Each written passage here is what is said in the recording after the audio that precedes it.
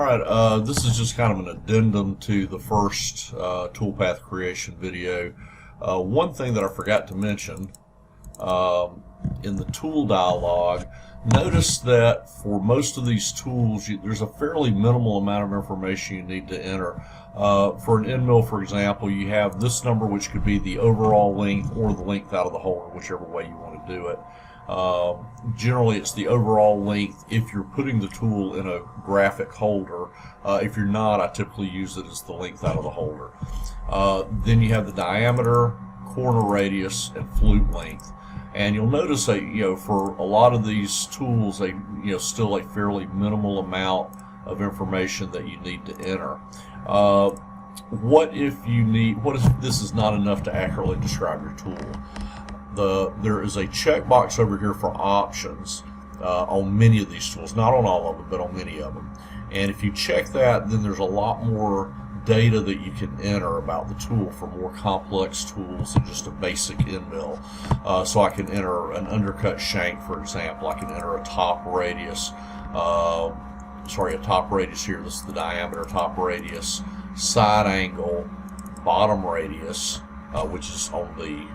which we have when options is turned off. It's there as well. We have a non-cutting center diameter, a diameter at the tip, and still flute length. Of course, we had that on the non-options, or with options unchecked, we had flute length as well.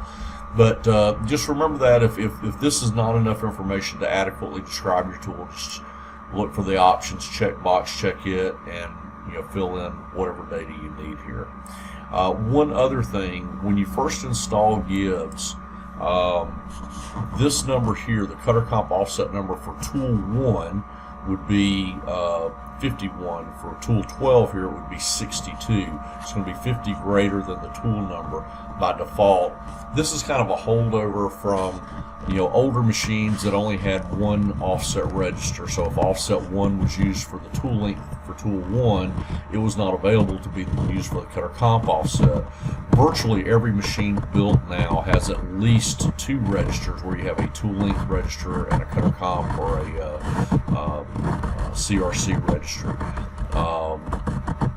Most machines have 4 at least. They have a geometry and wear offset for length, and a geometry and wear offset for diameter or for cutter comp.